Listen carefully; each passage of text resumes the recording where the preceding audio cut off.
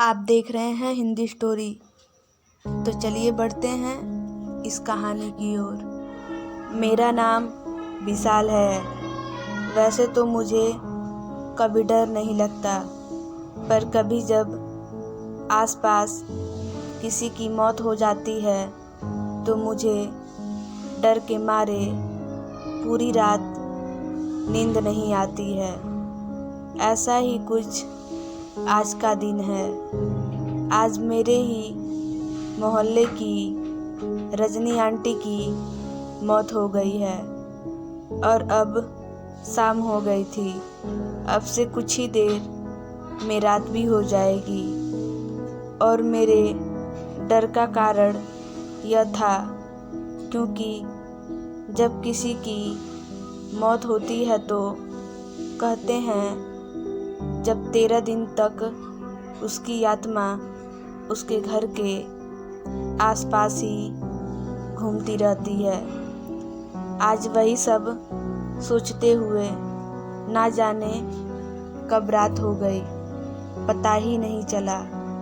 और अब मैं अपने कमरे में आकर सोने चला गया।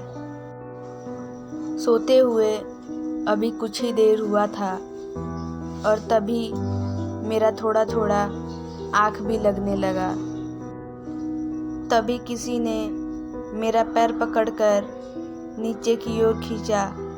मैंने एकदम से उठकर देखा पर वहाँ कोई नहीं था। मैं यह ही सोच रहा था कि यह सब क्या हो रहा है, क्योंकि यह मेरा कोई वहम नहीं हो सकता क्योंकि मैं अपनी जगह से थोड़ा नीचे की ओर खिसका हुआ था। अब मेरी दिल की धड़कन भी बढ़ चुकी थी। पहले तो मैंने अपने डर को थोड़ा कम करने के लिए टीवी देखने लगा। आधा एक घंटा टीवी देखने के बाद मैं सोने के लिए फिर अपने बिस्तर पर गया। पहले तो मुझे नींद नहीं आई, पर थोड़ी देर तक लेटने रहने की वजह से मेरी थोड़ी थोड़ी आँख अभी लगी रही थी। तभी एक बार फिर से किसी ने मेरा पैर पकड़कर नीचे की ओर खींचा। मैंने इस बार एकदम से उठकर इधर उधर देखा, पर वहाँ मुझे कोई नहीं दिखा। अब मुझे सर्दी के मौसम में भी पसीना आने लगा। अब मुझे डर के मारे नींद नहीं आ रही थी और इसी डर को थोड़ा कम करने के लिए मैंने एक बार फिर से टीवी ऑन कर दी और मैं टीवी देखने लगा। मैंने टीवी तो लगा दिए थे, पर मेरे अंदर यही सब चल रहा था कि यह हो क्या रहा मेरे साथ। कौन है जो बार बार मेरे पैरों को खींचे जा रहा है और वो मुझे दिख नहीं रहा। कहीं रजनी आंटी की आत्मा तो नहीं थी। यह सब मैंने बस सुना ही था, पर आज मैं यह सब महसूस कर पा रहा था। काफ़ी देर तक टीवी देखने के बाद अब मुझे थोड़ी नींद सी आने लगी थी। वैसे यह सब होने के बाद मुझे नींद नहीं लग रहा था कि मैं अब सो पाऊंगा, पर अब रात के लगभग 1 बज चुके थे। इसलिए मैंने सोचा अब टीवी बंद कर देनी चाहिए। और जैसे ही मैं टीवी के स्विच के पास आया तो तभी मुझे किसी चीज़ के खटखटाने की आवाज़ आई। मैंने पहले तो उस पर ज़्यादा ध्यान नहीं दिया और मैं जैसे ही टीवी के स्विच को ऑफ करके अपने बेड की ओर मुड़ा, तभी एक बार फिर से किसी चीज़ की खटखटाने की आवाज़ आई। इस बार जिस ओर से आवाज़ आई थी मैंने उसी ओर जैसे मुड़कर देखा तो जैसे मेरे अंदर का खून जम सा गया हो। मुझे ऐसा लगने लगा था कि जैसे किसी ने मुझ पर एक साथ लाखों चींटियां छोड़ दी हो और वो सब एक साथ मुझे काट रही हो।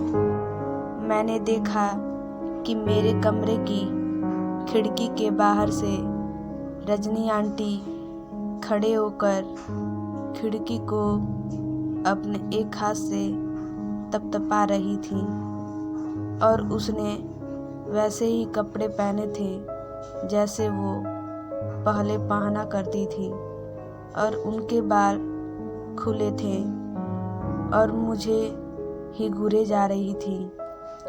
उनको ऐसे अपने सामने खड़े देखकर मेरे डर की कोई सीमा नहीं थी। अगर कोई डर नापने वाली मशीन होती तो उसमें मेरा डर सबसे ऊपर ही होता। वो आंटी अभी भी मेरे कमरे की खिड़की खटखटा रही थी और अब मेरे अंदर इतनी हिम्मत नहीं थी कि अपने कमरे से बाहर निकलकर सबके पास चला जाऊं। इसलिए मैंने अपने फ़ोन से अपने पापा को फ़ोन करा और बोला, पापा मुझे डर लग रहा है। पापा मेरी बात तुरंत समझ गए क्योंकि वो जानते थे कि मैं कभी नहीं डरता था। इसलिए पापा तुरंत मेरे कमरे में आ गए। पर पापा जैसे ही मेरे कमरे में आए तो वो आंटी वहाँ से गायब हो गई थी और पापा मुझे अपने साथ अपने कमरे में लेकर चले गए और मैं पूरी रात वहीं रुका। और सुबह जब मैंने सारी बात सबको बताया तो मुझे पता चला कि वो आंटी मेरे मोहल्ले के और भी लोगों को दिख चुकी थी। कैसी लगी आपको यह कहानी कमेंट करके ज़रूर बताना। अगर अच्छी लगी हो तो अपने दोस्तों के साथ शेयर कर देना। इस कहानी ने इस बात को सच साबित कर देती है कि किसी ने मरने पर उसकी आत्मा 13 दिन तक अपने घर के आसपास ही भटकती रहती है। और ऐसा हमने कई जगह देखा है कि जब कोई मरता है तब उसकी आत्मा वहाँ के लोगों को दिख जाती है।